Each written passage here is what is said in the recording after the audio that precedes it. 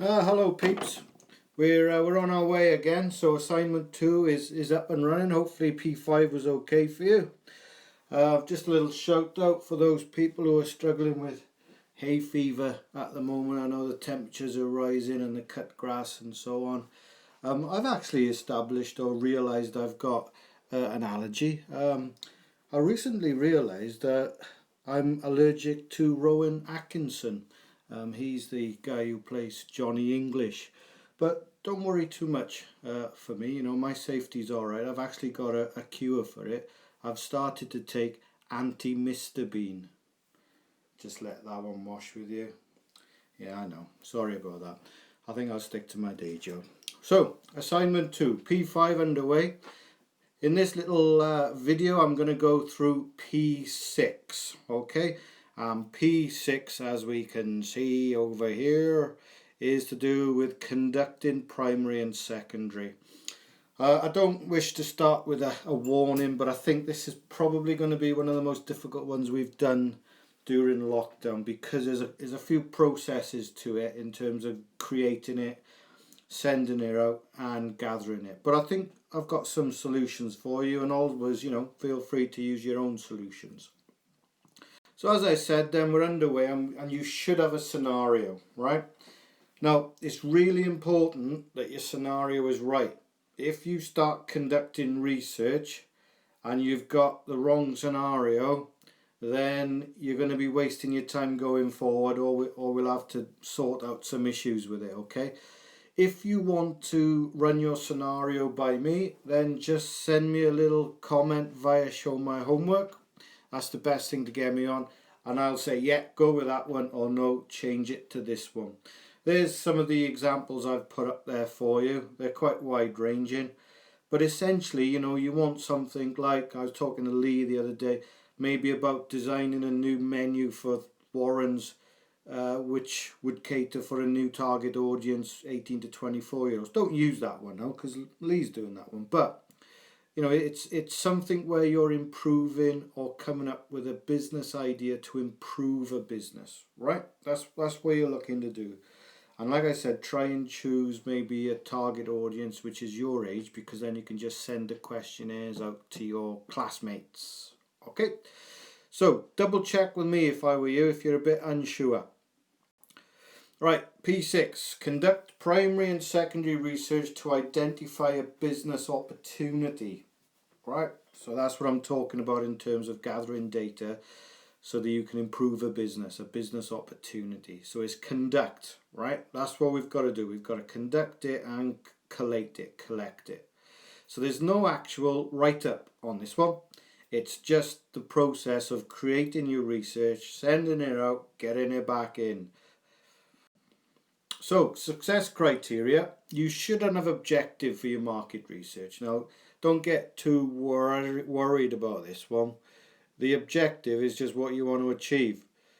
So, if you're looking at Argyle, then you want to find out ways or make recommendations, gather research to make recommendations to improve the customer service and the provision for families as they go into the new division because they've got promoted. So you want to gather that research to give you those recommendations. That's your objective. Does the question suit the method? Have you got a range of qualitative and quantitative? Is there a range of question styles? Is there a sequence? Is that question relevant? Okay. Make sure you've got these things at the heart of what you're designing when you're moving forward. So we're looking at step 1 then. So we're looking at our designing a questionnaire. What you should have is those objectives. You shouldn't point to a particular answer. They're clear, they're understood, you've spell checked it, and also you've dealt with your target audience, right? Don't forget questions in your questionnaire about their age, their gender, their occupation. Don't ask them how much they earn, their lifestyles, their hobbies, their TV programs, what they read, what sports they play, if it's relevant, what they do in their free time, what methods of advertising they react to. Try and find out as much about the target audience. Don't leave this out. right? Warning, warning. Don't leave that out. So what makes a good questionnaire then? Well, it's got to have an order. Maybe start with the target audience first and then deal with product features. So for Argyle, product features might be the VIP seating, entrances, transport to and from the game, hospitality, VIP seats. You could ask questions about like a family zone, a no swearing zone when they're at the football. So talk about product. Then you could go on to price. Use your 4Ps. You probably know where I'm going on this. How much are you prepared to pay? You could ask how much do you spend on your season tickets. Should there be like a student ticket? Should there be a junior ticket? Should there be an all-inclusive ticket for the family? Does that include grandparents? So look about price, okay? Then look at promotion. So you could start to look at like social media, the use of YouTube, which TV programs people watch, what websites they visit, which sport websites they use, podcasts. How you could promote the business is also a good way to organize it. And finally, you've got place. So you could organize your questionnaire to reflect a marketing strategy, and that could include things like customer service features if that's what you're doing. If you don't want to follow my order, that's fine. But make sure you've got a clear order. Your questions don't jump about. You don't go from asking somebody's age and then asking questions about competition. Maybe have a set of questions on competition, then a set of questions on price, then a set of questions on customer service. So make sure there's clear questions where the language is appropriate once you've done the order. Don't think about your target audience when you're creating the questionnaire. And then don't avoid personal questions, as I've talked about earlier on, in terms of maybe earning and other embarrassing questions. And make sure it's easy to easy to answer rather. The use of boxes, and I'll come to that later on when I give you a quick demo on Google Forms, and be specific, okay? But boxes are a good way for people to answer, but they shouldn't all be boxes. Avoid bias, don't lead people, okay? That's important also. So if we look at this question, when you're designing yours, is this a well-designed question? Have a little look. Less than average, above average. One person's average is different to another one, so that's not really clear. Okay, you need to be more specific. So a better question would be put in the average yourself, 8 hours. This question, what do you think? Do you agree that we need at least 8 hours of sleep each night? Is that well designed? Well, the fact you're asking them to agree with you suggests that it's biased, so it's leading. So do you think rather than do you agree? And then you've got the 3 options there. Question 3, what do you sleep on? Well, you could answer a bed, but is that question asking about that? Actually, it could be your back, front, left or right side. Right, so that's questionnaire. I'll come back to that when I go through Google Forms later on. Some of you might be using a focus group. What I'm about to talk about here is all about focus groups and interviews. The difference between the two is the focus groups is a small group of people. An interview could be 1-to-1, or there could be 2 people in an interview, depending on what you've chosen. So I'm not sure what you've chosen, so I'll go through focus groups. You can see here that what I'm talking about is you'll have a small group of people. It's in depth. You drill down. You ask a question. They give you an answer, and that answer should lead to other questions. So don't just settle for an answer. Say, why do you feel like that? So you might ask a question, well, I don't feel safe going to Argyle with my family. Don't then move on to your next question. The question you might then ask would be, and why is it that you don't feel safe? What would help you to feel safer? And those questions then would be more revealing. So if you're doing a focus group, get your 10 questions written up first, and then you can add questions as you go along. Right, little thing before we move on, right? Focus groups, I think you might struggle to get them done now. So what I would suggest is maybe get the questions written up this week for homework. If you want to conduct it, do it through Zoom, fair enough, go for it. But if you want to leave it until September, then that is fine. We can deal with that later on, okay? But if you want to go for it, go for it. Get it done, organise it through Google Meet or through Zooms, and make sure that you contact people beforehand and you know them. Obviously don't go in focus groups with people you don't know.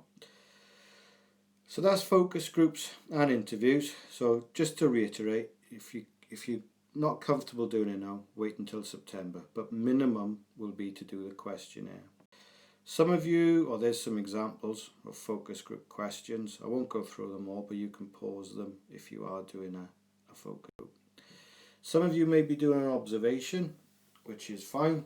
So what you could do is just conduct 5 observations. Again, if you can't go outside, don't worry, keep it in there. Maybe design your table, all right, as to what you're going to observe. So if we look here, if we're looking at customer service at Warren's, you could observe the attendant, a little bit freaky, but you could look at them and say, right, do they smile and make eye contact with the customer? Again, because we're not going into shops and because of the risk, I suggest that maybe you leave your observations until September or until it's deemed safe to do so. We don't want to put in risks out there we don't need to take. All right, so questionnaire is ample at this point. Right, so using Google Forms. Right, we're going to use this to do our online questionnaires. Right. So the idea is you design it, you get a link, you email it to your target audience, they fill it in. If they don't do it, send them a polite reminder, and we're going to do a minimum of 15. So in order to do a Google form, if I just give you a quick demo, so I'm going to put in Google Classroom because I know that is a point on which you can all get to. So when we get to Google Classroom, eventually when we get to Google Classroom, come on, eh? Is it working? No, it doesn't seem to like that one.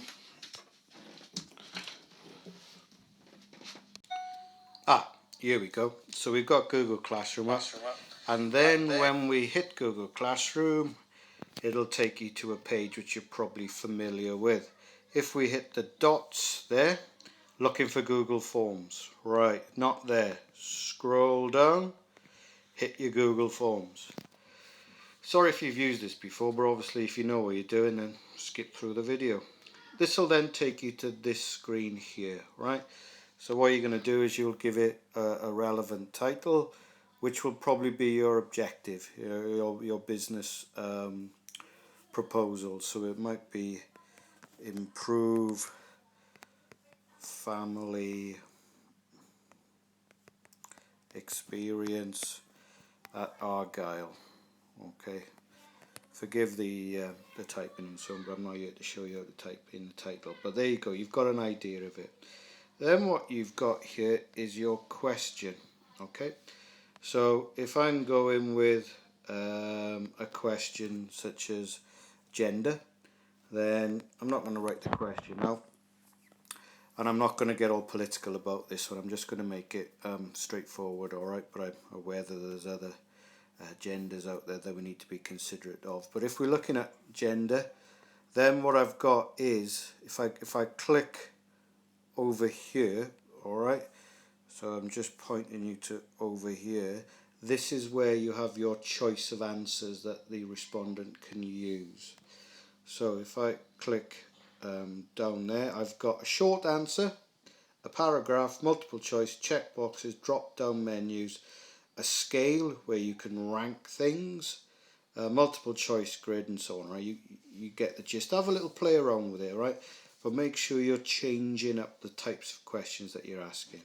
So I'm going to go multiple choice here, and then what I can do is I can put in option 1, and then I can add another option, so add other, and I can put the options in that are required for the question.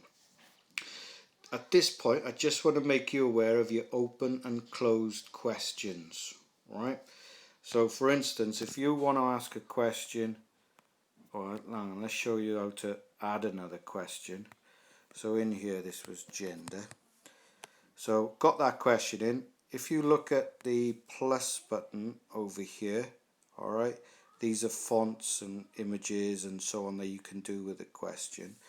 But if you go to the add button over here, there we go, it'll then give you another question. So let's say I'm going to ask a question about how you can improve, or what would you improve about your current provider. Okay, so how would you improve the current experience at Argyle? So I've got a short answer here. Now I want some qualitative data, so I'm going to ask my respondent to fill in a long answer, okay, which is provided there. So what my questionnaire is going to have, like I said in P5, is some qualitative data, some quantitative data, some yes/no questions, open-closed questions, a ranking scale, tick boxes. You can create whatever you want, right? It's going to be in depth. You might find that by the time you go through product, price, place, promotion, customer service, competition, the target audience, you might be up to about 20 questions. It's quite a big thing, okay? Then what you do is we use this button up here, the send button. So if we click in there and then hit send, it'll then give you a link. So you could copy that link. Okay, so I've just copied it, and then I could send an email to the person that I want to finish, that I want them to complete, sorry, the respondent. So I'd email them that link. They'll then see the sheet and they will fill it in. Before you send it out, spell check, do everything else, because once it's gone, that's it. Okay, you can't amend it. So make sure you check it and send it before you send it. Okay, so you send it to them. They then fill it out. They forget to fill it out. You send them a polite reminder. They send it back. So hopefully you should have a minimum of 15. The more the better. Okay.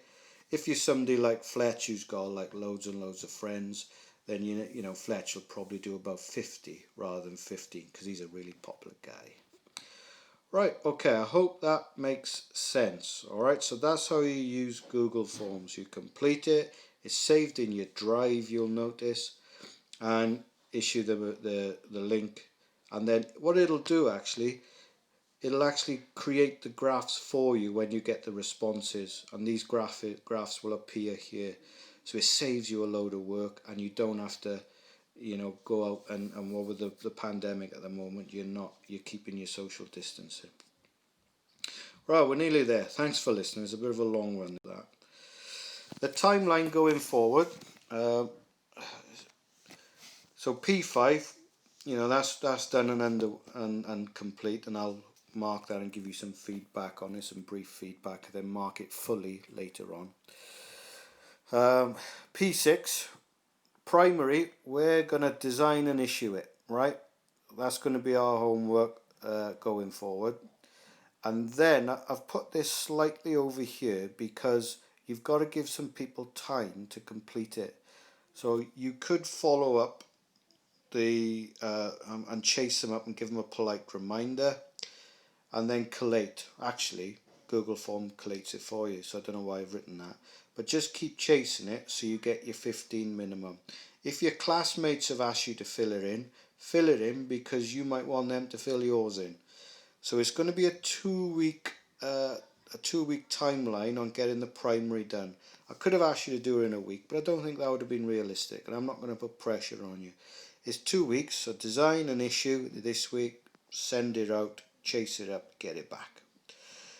We won't have secondary this week, leave that. Alright, I'll probably cover that at a later date. But whilst we're waiting for the data to come in, we'll probably do some searching on the internet and do some screenshots. Okay, so that's our timeline. So if you're a little bit stuck on that, then you've got it there to use. Right, last slide. P6 primary write-up. So get a well-designed Google form, issue it to your target audience via email. The second primary it may not be suitable. Just wait. Focus group, if you want to conduct that now, go for it, but Google Meet and Zoom, not essential. You can wait until September. Same for an interview. Okay? But minimum is just get that Google form out, get the results in. Okay? Any problems, you know you can give me a shout. Oh, and also, that joke I said at the beginning, hilarious. Alright? Feel free to use that one. Alright? I know your mates will love it. Okay, have a good one. Bye then.